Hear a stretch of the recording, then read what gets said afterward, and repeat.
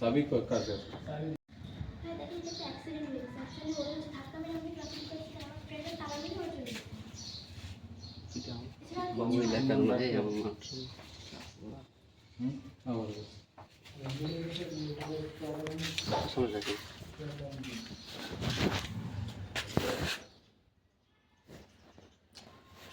কাজ করেছিস তোরা যদি মানুষ শোনে এলাকা মানুষজন তা তো কোনো কাজ করলি তোরা এই রোজার মাসে তো আমরা আইছি ওরা এখন তো তালা আমার 1 ঘন্টা পরে ভিতর রয়েছে তাহলে এই স্কুল প্রশাসনের মান সম্মানটা যাবে কোন দেশে সরকারি লোককে যায় প্রশাসন সম্মানটা যাবে কোন জায়গা ক্লাস 8 এ আমি চাই একটা সুষ্ঠু তদন্ত যেহেতু এখানে আমার মেয়ের নিরাপত্তা কে দেবে এই জায়গার প্রধান শিক্ষকের আন্তরিকতা অনেক ঘাটতি আছে এখানে বহিরাগত আসে যা আশা করে ছেলেপেলেরা ইনি যতগুলো প্রোগ্রাম করে উনি হচ্ছে কখনো অভিভাবকদের কখনো ডাকে না বা স্কুলের প্রধান শিক্ষক আশা থাকে কাছে এই ঘটনা ঘটতো না প্রতিনিয়ত স্কুলে একটা ঘটতেছে কিছুদিন আগে পিলার চুরি হয়ে গেছে কিছুদিন আগে এই স্কুলের আয়ারে এক শিক্ষক বিয়ে করেছে কিছুদিন আগে মানে এক শিক্ষক 74 শ্রেণীর এক লোককে মারিছে এটা কি স্কুলে কোনো শৃঙ্খলা নাকি এর কোনো পদক্ষেপ নাই না আর উনি সবসময় জন্য এই সভাপতি বিয়ে করছে কে এই স্কুলে একটা ঘটনা করছে এই অভিভাবককে ডাকবে না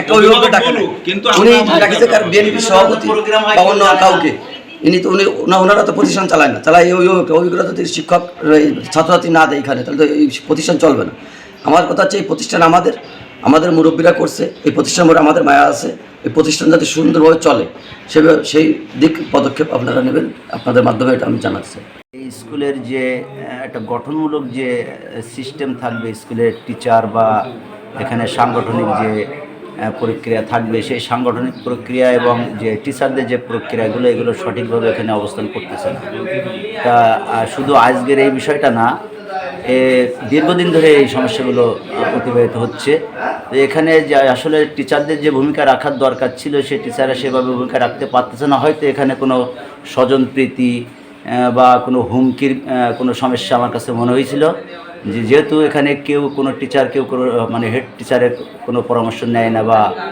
তার কোনো বুদ্ধি পরামর্শ নেয় না বা দেয় না সেই জায়গা থেকে সমস্যাগুলো সৃষ্টি হয়েছে এবং সাংগঠনিক কিছু সমস্যা এখানে সমন্বয়হীনতার অভাব আছে সমন্বয়হীনতার অভাব আছে সেরকমই মনে হচ্ছে তবে এই যে ঘটনা ঘটছে এই ঘটনা আমার মনে হয় ফার্স্ট অ্যান্ড লাস্ট হওয়া উচিত এর পরবর্তীতে এই স্কুলের যেহেতু আমাদের এখানে স্কুল আমাদের সন্তানরা এখানে পড়াশোনা করে এখানে কোনো সেফটি নিরাপত্তা নাই গার্জিয়ানরা হেয় প্রতিপন্ন হচ্ছে মান সম্মানের ব্যাপার এসে দাঁড়াচ্ছে সো এই অবস্থায় যদি স্কুল পরিচালনা হয় সো এক্ষেত্রে আসলে স্কুলকে বন্ধ হয়ে যাওয়ার উপক্রম চলতেছে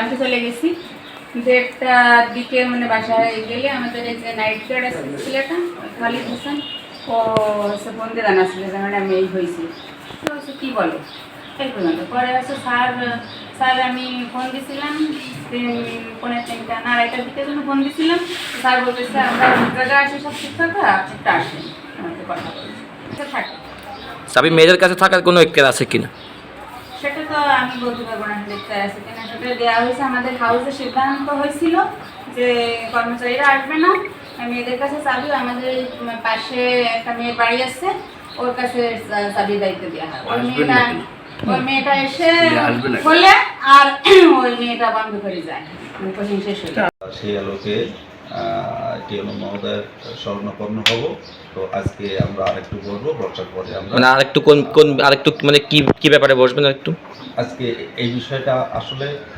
আমি একা তো কোনো সিদ্ধান্ত নেওয়াটা আমার সঠিক নাও হতে পারে তো সবার মতামতের ভিত্তিতে যদি একটা সিদ্ধান্ত নিই কিভাবে কাজটা করা যায় যেহেতু আপনারা একবার বসছেন আপনি কি ব্যাপারে যারা অভিভাবক আছে এদেরকে ডাকছিলেন যে আমাদের স্কুলে একটা ছেলে আসছিল একটা অপ্রীতিকর ঘটনা ঘটছে এ ব্যাপারে কি নিষ্ঠান পদক্ষেপ নেওয়া যায় আমরা তো পারতেছি না পদক্ষেপ নিতে তাহলে আপনি কি কাউকে ডাকছেন হ্যাঁ আজকে আমি ডাকছি আমাদের টিপু ভাই এবং আরিফ ভাই দুজনকে আমরা ডাকছি এখন আপনি যে ডাকলেন আমি বলি আপনি যে ডাকলেন তা তো আপনি রাজনৈতিকভাবে চলে গেলেন আপনি তো ডাকবেন হচ্ছে এলাকায় যারা অভিভাবক আছে তাদেরকে ডাকবেন।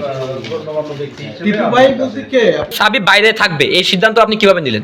কাদের মাধ্যমে সিদ্ধান্তটা নিলেন? এটা আমি আগে বলছি যে এটা আমরা সবাই মিলে বসে এখন এই ছেলে মেয়ে এই যে যখন রুমের ভিতরে একসাথে ছিল এই সময় আমরা জানতে পারছি সাবি বাইরের থেকে একটা ছেলে এসে খুলে দিয়ে গেছে রুমটা। এটা কিভাবে হলো? রুম বাইরের থেকে একটা ছেলে এসে খুলে দিয়ে গেছে। প্রতিষ্ঠানের চাবি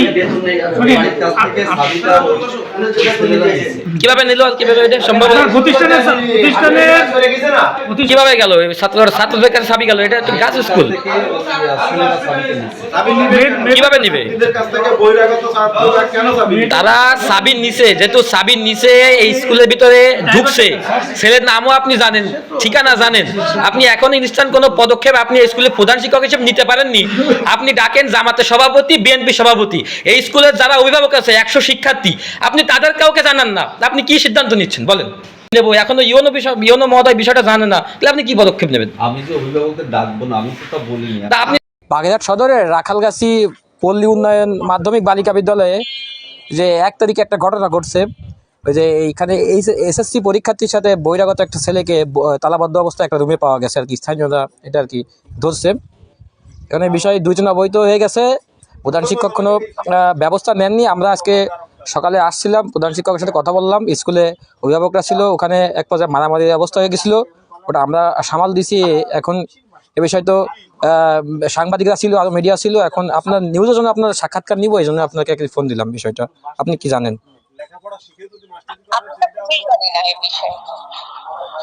আপনার কাছ থেকে শুনলাম আরেকজন সাংবাদিক আমাকে জাস্ট একটু ফোন করছিলেন, কিন্তু আমাকে কেউ ওইভাবে জানায়নি, কোনো গ্রামবাসী ওইভাবে জানায়নি। একজন অভিভাবক ওনার ফোন দিয়েছিলাম, আমি একটা মিটিং এ ছিলাম, অল্প একটু কথা বলছি কিনা আমি বুঝতে পারিনি, পরে কেটে দিছিলাম, ডিসি অফিসে একটা মিটিং এ ছিলাম। জি জি। এখন এই প্রধান শিক্ষক, যেহেতু আপনি তো পদাধিকার বলে আপনি প্রতিষ্ঠানের সভাপতি, এখন এই প্রধান শিক্ষক হচ্ছে, প্রধান শিক্ষক কি হচ্ছে, অন্য শিক্ষকরা মানে না প্রধান শিক্ষক, এই প্রধান শিক্ষক দিয়ে একটা প্রতিষ্ঠান চালানো যায় না। উনি হচ্ছে এই যেহেতু একটা গার্লস স্কুল, এখানে প্রতিনিয়ত ছেলেরা আসা যাওয়া করে, উনি এটা কোনো কিছুই করেন না। এখন হচ্ছে ওনার শিক্ষকরা যারা আছে ওনারা তো আমাকে কেউ কিছু এখনো জানায়নি, তো শিক্ষকদেরও তো আমার সাথে কথা বলা উচিত, তাই না? জি জি জি জি, অবশ্যই উচিত। শিক্ষকরা আছেন, তো এখন তো স্মার্টফোনের যুগ, কেউ জানায়নি। আমি এই যে আপনি ঠিক যেমন বললেন যে একটা বিষয় আপনাকে জানানো উচিত, এরকম ঠিক এভাবেই মানে বিচ্ছিন্ন ভাবে জানছি এই দুপুরের পর থেকে। জি জি, মিটিং এ ছিলাম, মিটিং এর মধ্যে এভাবে জানছি। এখন পরে বললাম, উনি একজন সাংবাদিক ফোন দিলেন, ওনাকে বললাম যে যাই দিনের মিঠু সাহেব যে আমি একটু টেক্সট করে দেন, আমি মিটিং এ তো আমি কথা বলতে পারছি না। হ্যাঁ হ্যাঁ, ওই তো এখন হচ্ছে বিষয় হচ্ছে আমরা সকাল থেকে এখানে 4-5 জন সাংবাদিক ছিলাম। ওই যে বাগেরহাট থেকে বিভিন্ন সাংবাদিক ফোন দিচ্ছে, আমাদের সময় স্বাগত আমাকে বারবার ফোন দিচ্ছে, যেহেতু বিষয়টা 1 তারিখে ঘটছে, আপনাকে জানায়নি, এটা তো জানানো উচিত ছিল সাথে সাথে আপনাকে, যেহেতু আপনি প্রতিষ্ঠানের অভিভাবক, সে জানায়নি। এখন শিক্ষক হচ্ছে এই স্কুলের প্রধান শিক্ষক কেমন হচ্ছে আপনার কেন কথাকে গুরুত্ব দিচ্ছে না, এই বিষয়টা হচ্ছে আমরা বললাম যে আমরা ফয়সালা করে দিই, তখন থাইকে আমরা স্থানীয়দের ডেকে ফয়সালা করি। উনি বলে যে আমি ওনার কাছে যাব। আমি বলছি আপনি এতদিন ব্যবস্থা নেননি, এখন আপনি কি বলবেন? উনি আমাদের বলে যে আমি ইউনিয়ন বিএনপির সভাপতি, জামাতের সভাপতি ডাকবো। আমি বলছি যেখানে অভিভাবকরা ক্ষিপ্ত, অভিভাবকরা আমাদেরকে কালকে রাত্রে থেকে বিষয়টা জানাচ্ছে যে 1 দিন চলে গেছে, এখনো শিক্ষক কোনো ব্যবস্থা নেয়নি। এটা হচ্ছে এই জায়গায় মানে এক জায়গায় একজন সহকারী শিক্ষক আছে, ওনার নাম হচ্ছে সম্ভবত মনিরুজ্জামান, উনি হচ্ছে এগুলো আর কি করায় প্রধান শিক্ষকরা দিয়ে। এই যে ছেলেটা হচ্ছে ওনার হচ্ছে ভাইপো, এই ছেলেটা যারা আটকা রাখছিল ওনার ভাইপো হচ্ছে ওই ছেলেটা। এখন ওই শিক্ষক হচ্ছে আর কি এটা কি করতেছে আর কি মেনটেন করতেছে। এখন বিষয়টা হচ্ছে ঠিক আছে, আমি একটু কথা বলি হেডমাস্টারের সাথে। ঠিক আছে, আচ্ছা আপা, ধন্যবাদ।